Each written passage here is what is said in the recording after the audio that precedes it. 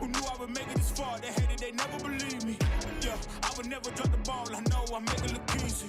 Yeah, Mayweather with the defense. I don't care what a critic got to say. I got them picking up the pieces. That mean you really playing with your life. I'm about to come and run it all back.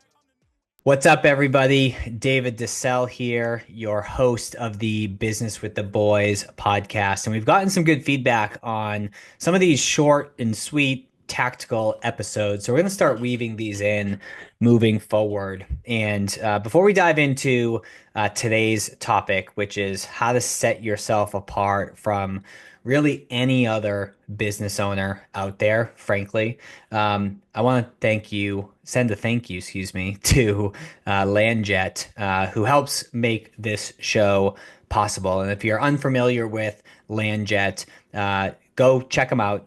Basically, it's a modded out Mercedes Sprinter van that you can use for on-the-go meetings, transportation to and from meetings, transportation to and from concerts, sporting events, etc. So for being a loyal listener to Business with the Boys, just reach out to Rachel at landjet.com and mention our show and you will get 10% off. But with that said, let's dive into the episode. So there's been a number of instances recently in my life that made me realize how low the bar, frankly, is set to be successful in business. So, my wife and I are going through a little bit of a renovation right now in our home. And I want to share a couple different examples, a few different examples, actually. One has to do with flooring. The next one has to do with the contractors. And then finally, the third one has to do with our screened in pool cage out back. So with that said, and actually another one is wainscoting. And there's two kind of bad examples and two really good examples. So first and foremost, I want to just set the stage and say this is all about communication and setting expectations. And it's amazing to me how many people drop the ball on one of the most simplest things that you can do, which is what you say you're going to do and setting proper expectations. So I'll start off with the pool cage. So during the hurricane recently in Florida, at least I guess it's a couple months ago now, our screen in our pool cage got ripped off, so we needed to replace that.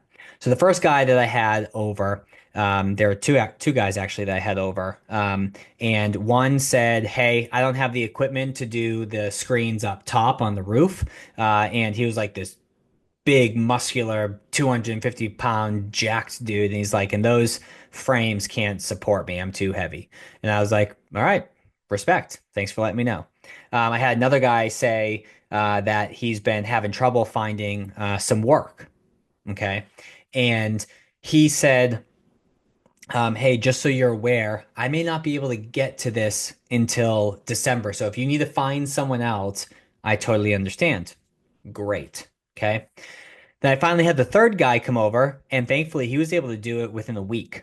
And it came to the last day, and I want to say it was like $3,500 or something like that is what it cost. And it came to the last day, and he was like, "All right, it's done." And I said, "Okay, great." And I was like, 3,500, right? I'll go write out the check. He goes, "Oh no, it's cash." And I'm like, "You think I have 3,500 bucks cash on me just randomly? Like you never told me cash." And he's like, "Yes, I did." And I'm like, "No, you didn't." And we went through our text messages, and lo and behold, he did not tell me cash. And I was like, "Look." And then he got kind of like pissed off, and he took this like great experience where it was quick turnaround time, did a great job, and then he just frankly turned into a dick. And it really pissed me off. And he's like, "So now I have to wait for my money?" And I was like, "You didn't tell me cash." And he's like, "Well, I can do Cash App or Apple Pay." He goes, "But I have to charge you more because of the fee." And I was like, "Why should your miscommunication cost me money? Like I'm offering you a check right now." So lo and behold, I ended up getting cash for him, but he had to wait for his money because the day that he was done was a Sunday and the bank was closed.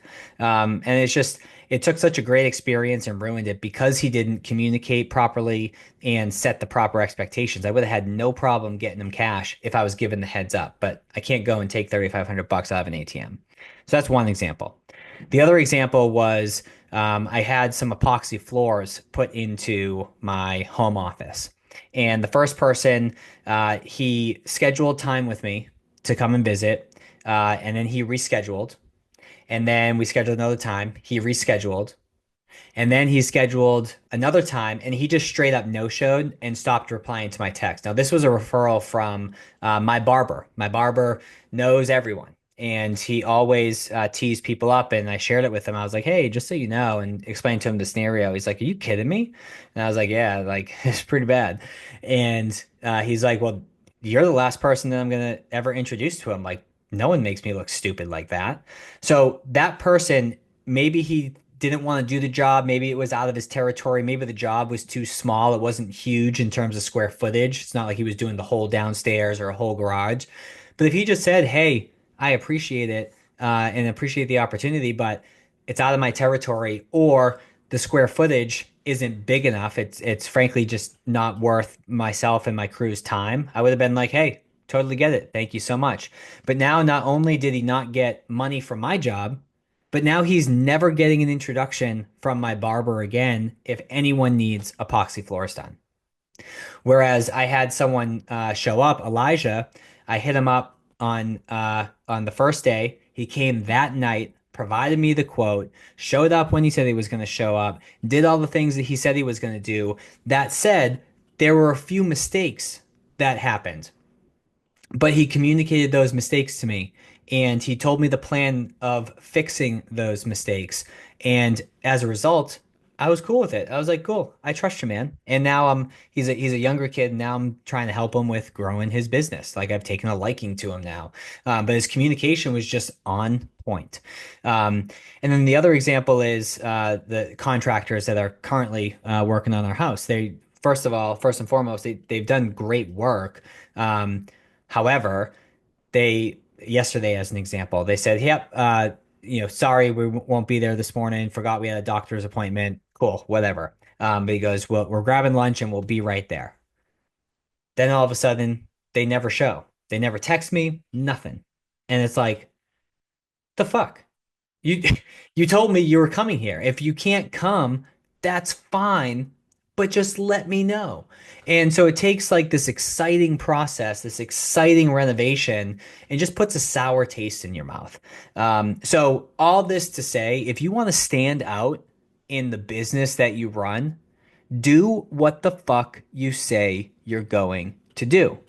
And if you're unsure on a specific time frame, tell your customer, tell your prospect that. If you plan to follow up with them with an email later on that day, tell them, hey, I'll get you that email within a couple days, and then go above and beyond and get it that same day. Stack the deck in your favor.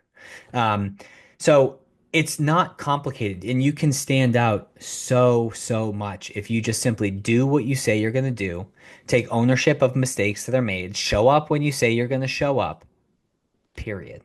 And if you can do that, you have what's needed in the foundational sense to be successful.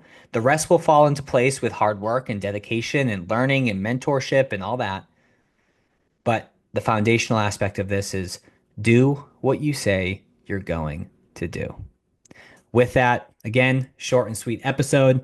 Love you guys. Appreciate you always tuning in and sharing all the good feedback. And we will catch you on the next episode. Peace. Who knew I would make it this far? They hated, they never believed me. Yeah, I would never drop the ball. I know I make it look easy. Yeah, Mayweather with the defense. I don't care what a critic got to say. I got them picking up the pieces.